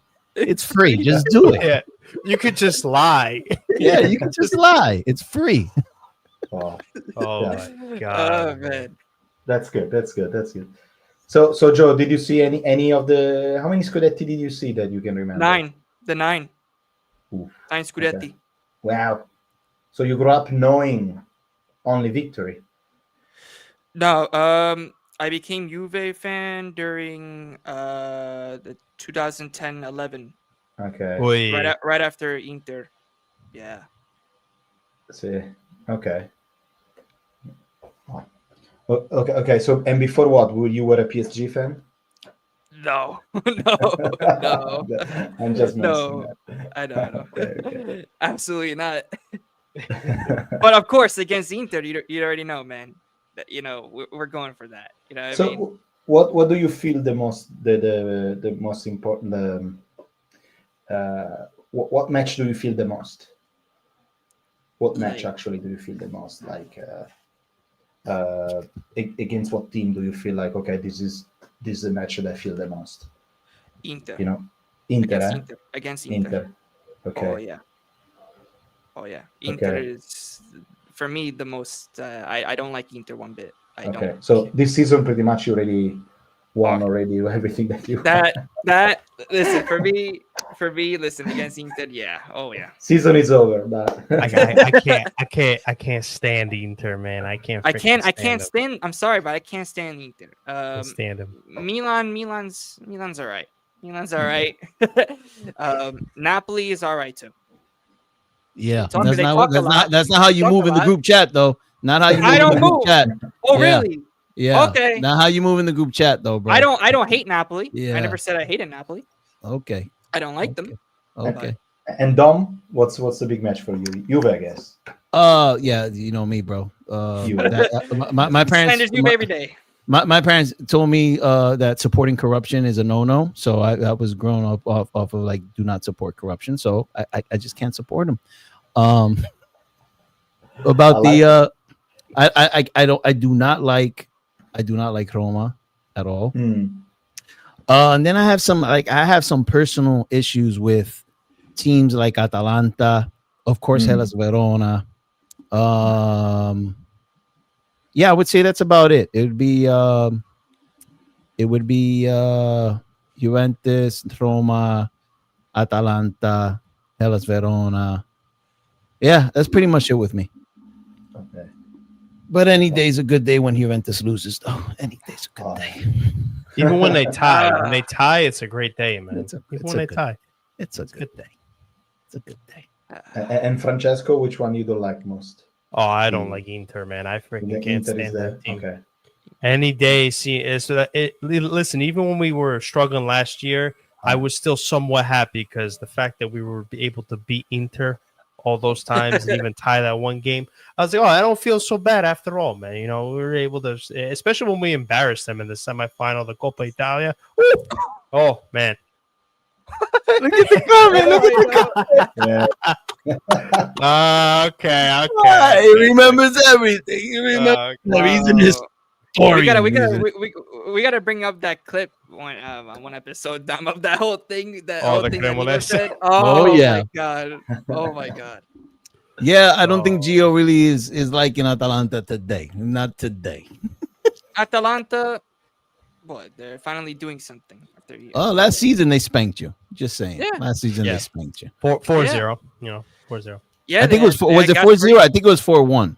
Right? I think you guys scored, right? No, they didn't score. They had no chance. Oh wow, 4-0. Yep. Yeah, well, that was the game where I believe right after Mota got sacked. I believe. Yep. It was a good day. It was a very good day. Good day. Of course, I think every day now, right? Right, Francesco? Every day. Roma is coming for Juve's chain this season. Okay. I mean, you guys said that last season too. So. Interesting. That's an interesting one, man. There might be some Roma Juventus competition for that fourth spot once again this season. You never know. It could happen. Gasperini. And actually, Nino's comment, that is very true, Nino. Yes, I was there with you when we watched it. I remember you guys leaving the restaurant. Yep. Remember that day. Gotti is a bum. Yeah. Gotti out. There you go. Oh, after Viola. After Fiorentina, yeah. So who's gonna get fired first? Juric or Pioli? Ooh. Who's gonna get fired first? Pioli. Pains me to say Pioli. Pioli is not on fire. Pioli is underwater. He's underwater, man. I think also has to do with the with the ownership. I mean, Comiso. Yeah. Yeah. I could see Comiso saying goodbye to Pioli soon. I think Atalanta are doing well. To be honest, I think they're doing Dude, all right. they're surprising a lot of people, man. They're doing all right, bro. They don't look terrible. Yeah. Or going to Turin and coming back with a point. That's not a bad result for them. It really isn't. No, not at all. Nope. Went down to 10 men with like 15 minutes left and still held it down. But you know what True, it is, true. Dom? They were winning and they felt bad, so they decided to give Juve the courtesy goal. Okay. Oh man. Oh, what are you gonna do? What are you gonna do? What are you gonna do? Oh man. No, Pioli is on fire. he is Bro. on fire. Yeah, man. Yeah. All right. Well, I think we're gonna wrap this episode up, everybody. I think unless we have one more question here for Fabrizio from Dan. Which Italian Italian team gets furthest in the UCL? That's a good question. Well, so I don't believe in Atalanta. Juve, I don't know who they're playing, honestly, in Champions League. But on paper, in theory, it should be Inter. Okay, Inter should be the team that, because last year you arrived to the final, so in theory you should be able at least to reach, I believe, quarter final at least. Napoli, I don't know, because Napoli with Conte is always super tricky. Conte, rather than don't bring, I don't think that Conte will ever do a season like what Inter did last year, because last year Inter tried to win the jackpot and didn't come back with anything.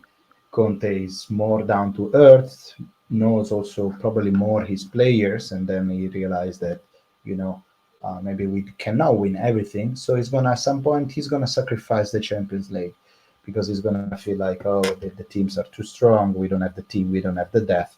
And rather than don't bring anything at home, so always playing the same player and get them tired, he's gonna wanna try to win again the Scudetto or the Coppa. I don't know, the Coppa Italia. But clearly, I believe Inter will have maybe more chance to go further. Sorry, yeah. That's what I believe. I don't know what you think, guys, about that. But...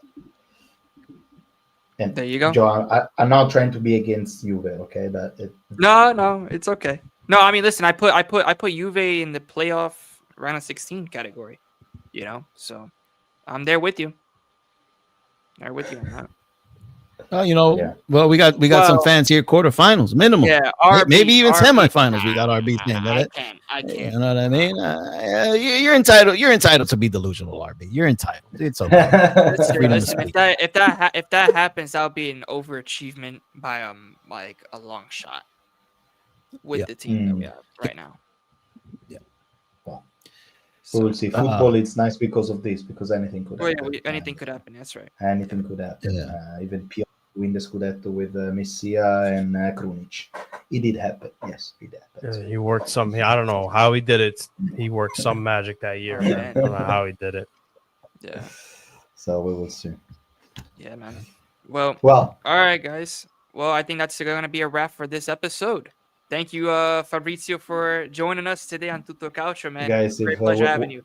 Whenever you want, send me a message, and if I'm free, I'm more than happy to come back, because all of you guys are extremely knowledgeable, are extremely open to talk about literally everything, and I feel very comfortable.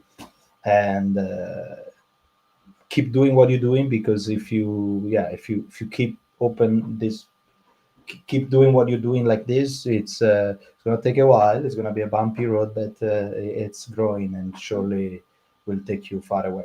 So thank you so much for having me. Appreciate that. Appreciate that, Fabrizio, man. I Always a appreciate pleasure. We'll talk backstage a little bit more, Fabrizio. We'll talk backstage. We got a bully. We got to bully Gio a little bit backstage.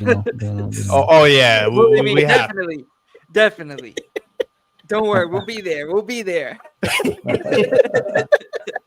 All right, everybody. Make sure to go, guys. Make sure to go check out Fabrizio's channel. It's in the title and the description. Make sure to go subscribe already. He does amazing content. Big fan of his as well for his content. So make sure to go check it out, man.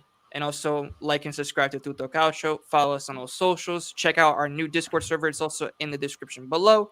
And we're gonna grow that community from there because we're almost at 200 members already in Discord. So make sure to definitely get into that because it's a nice community that we're having in there. So big up to everybody in the chat as always. And for around almost 174 people that are here that are tuning in, bless up to everybody, man. Bless up. And we will see you on Monday. Ciao, everybody. Ciao. Ciao.